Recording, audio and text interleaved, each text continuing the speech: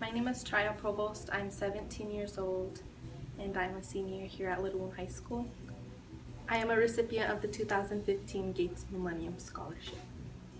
Congratulations! Gates Millennium Scholars Program certifies Tarriah Provost as a Gates Millennium Scholar for the class of 2015. We commend you on your strong leadership, community service, and academic achievements and recognize you as a leader for America's future.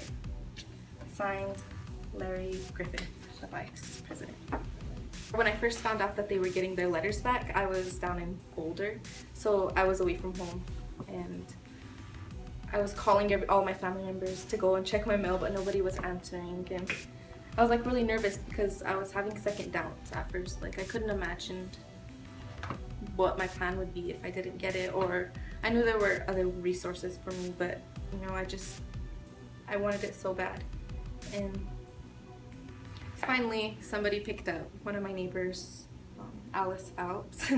she picked up, and I told her the situation, and I told her that the ones who received the scholarship would get a big package and the ones who didn't would get a little envelope. And I just told her that I asked her to go down and look in my mailbox. So she's like, okay. She sent her son down to walk down to the mailbox, and she calls me.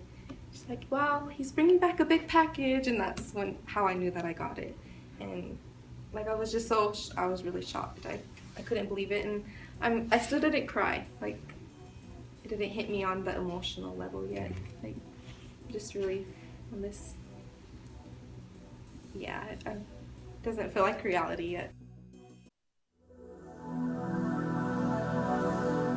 I think that they selected me for this scholarship because of what I intend to do with my education.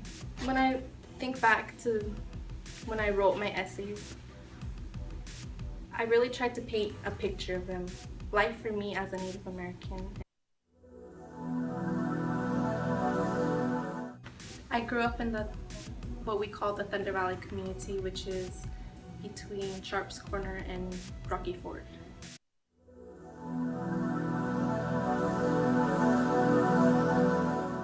What motivates me is all the little kids who look up to me, and my siblings, my cousins.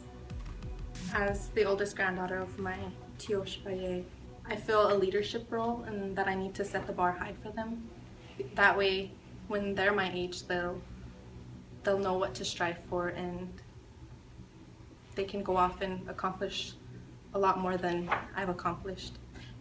Education has always been important to me because I believe that in order to go off into the world, you have to know how to read, you have to know how to write, you have to know how to do math problems, but most importantly, you have to know how to make connections and engage with people. So education was always that doorway for me, and I believe that everybody should go off and get educated, whether it be here at Walsey or, in many cases off the reservation.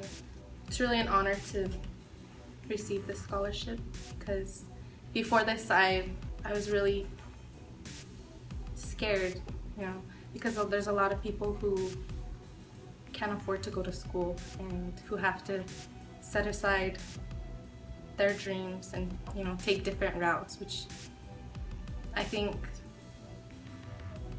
that education should be available for everybody. I'm very fortunate for this opportunity. Sorry, it's kind of emotional. I understand that this upcoming year is the last year for the Gates, and I really look forward to coming back and helping other Little Wound students to apply for this, because this is a really big deal, and this is a doorway to many opportunities. And I hope that there are many other Gates scholars here next year.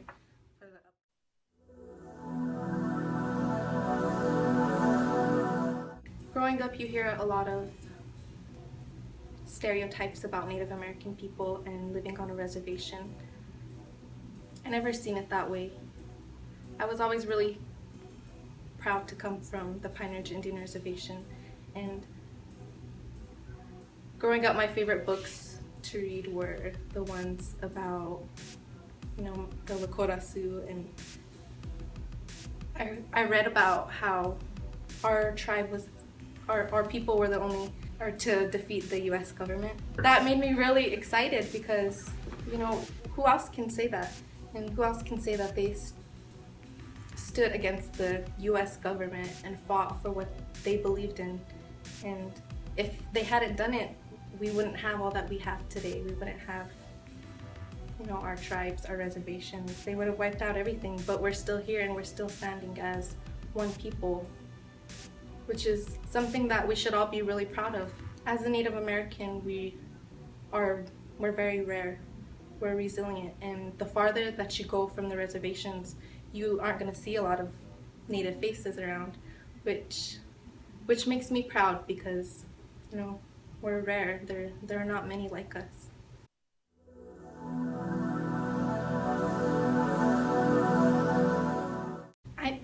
I know some people, but it's usually the ones who aren't educated enough about Native people. They only see the negative things, and they haven't seen all the beauties of being a Lakota person, being Native American, and they don't see the opportunities that we have here on the Pine Ridge Reservation. There are hardships, and I faced hardships growing up, but it was the hardships that made me the person that I am today.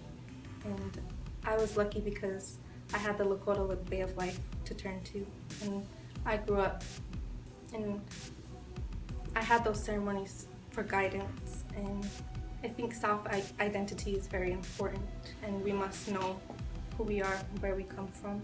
That was the key to my success, is finding myself. Once we can help ourselves, educate ourselves, then we can help our families, and then we can help our tribe, and then we can help our people. And so I think it starts with us. So I'm working on me right now.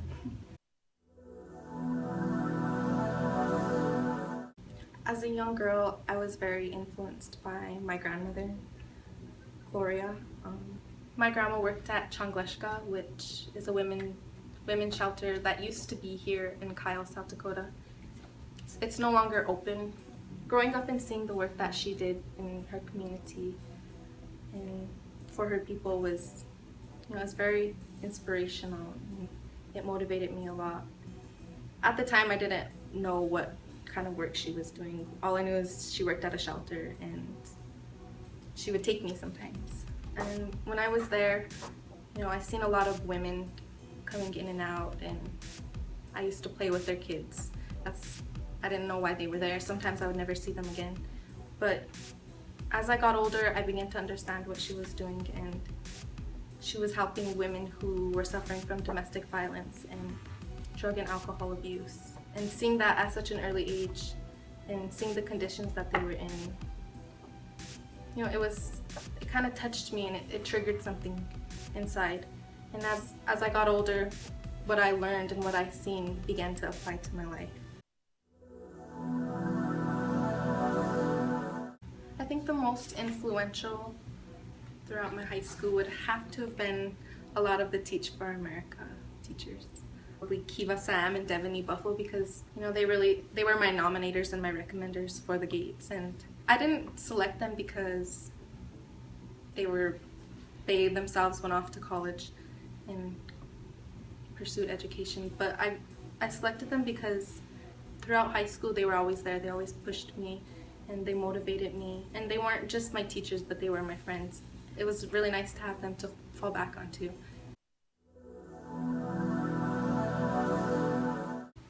Well, I recently got into CU Boulder, University of Colorado Boulder, and this weekend I had the opportunity to go down and visit and actually stay in the dorms for a weekend. So I got the whole college experience, and I love the community, and that's where I've decided to go. I would like to major in women and gender studies. I think I have like a feminist mindset, so I look through the classes that I'll be taking, and a lot of them really interest me.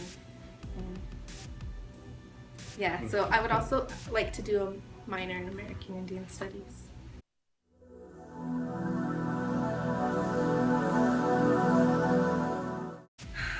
Honestly, I had no idea how I was going to pay for college. I knew that there were scholarships which you have to apply for, and I applied for a lot, but there was some that I didn't get, and so I kind of put all my eggs in one basket with the Gates, and which I was very fortunate to have gotten because my backup plan wasn't very strong.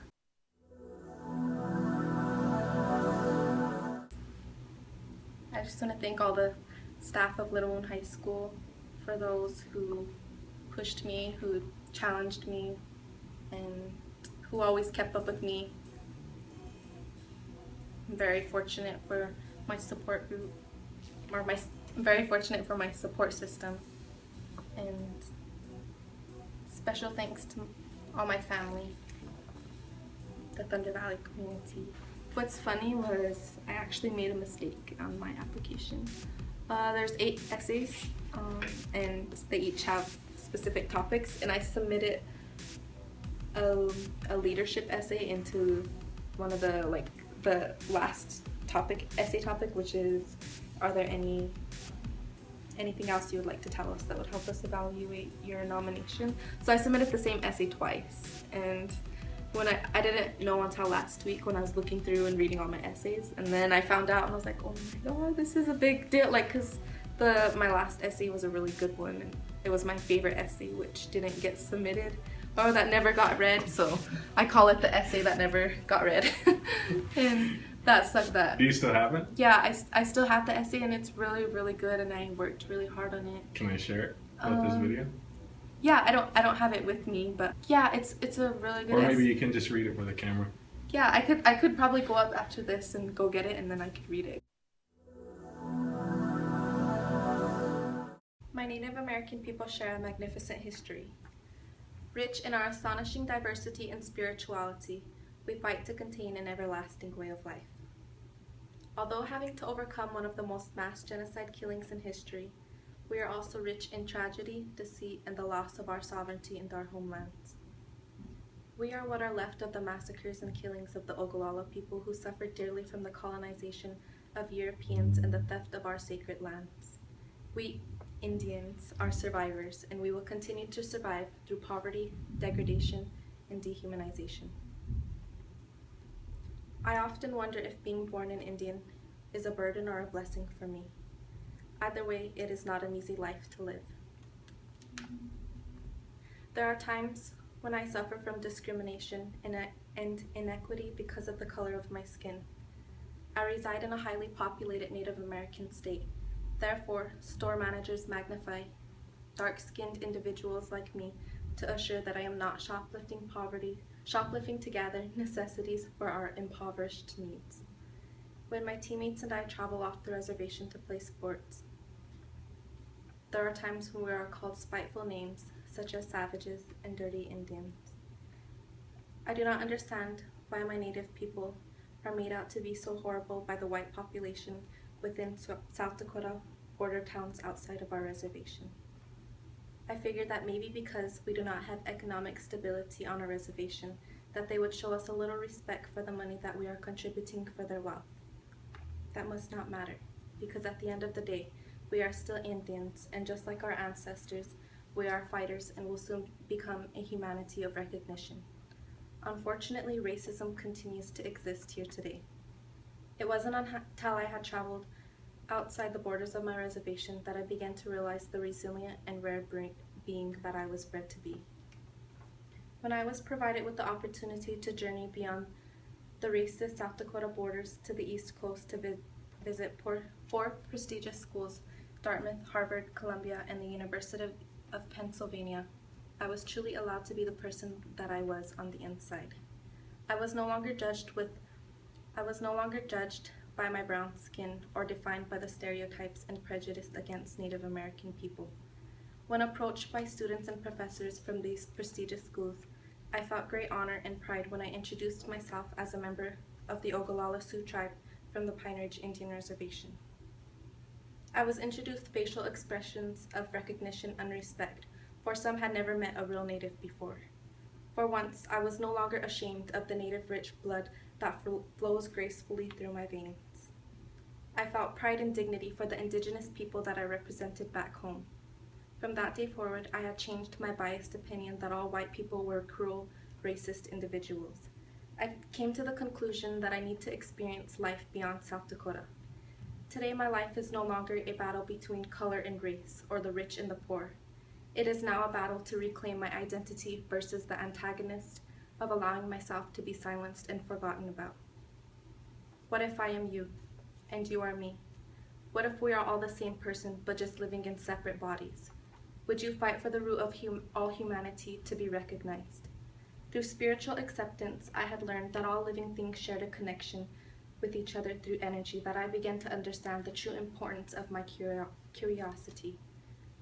We are as pure and open-minded as human beings were meant to be. Through these experiences, I have learned that being born an Indian is in fact a blessing for me. I am only one leaf upon the tree of life that my Lakota people represent, and amongst me are hundreds and thousands of more, waiting to be heard. I shall speak for those who have been silenced, and keep in mind all those who were forgotten. I believe that the Creator made me red for a reason, and whatever that reason may be, I accept and I respect it, for I was fortunate enough to carry on the bloodline of a remarkable kind. A great Dakota man named Leonard Peltier once wrote, "If I ever have the years of freedom necessary to write another book, I'll appear in it only as a minor character. The personal specifics of my life are unimportant. Being an Indian, that's what's important. My autobiography is the story of my people." Just like Leonard, I too intend to live a life in honor of my Lakota people. My reservation's problems are my problems, and it is my duty to help make improvement here through post-secondary education. My ancestors have fought and died so that my people could continue to live on as Indigenous people, practicing the sacred ceremonies freely and passing on old teachings from one generation to another. If that is not true resiliency, then I do not know what is. Thus, I will carry on the fight for our humanity and help mend the broken-hearted, hopeless Lakota souls of one of the most impoverished counties in the United States. Maybe I am you, and maybe you are me. Perhaps someday we will come to understand this great mystery of mankind. I pray that one day, red, white, yellow, and black people can come together as one to live in harmony upon Mother Earth. Yes, we are all one, and together you and I can create a world of acceptance, tranquility, and diversity. Let's start here. Mitakuye Oyasin.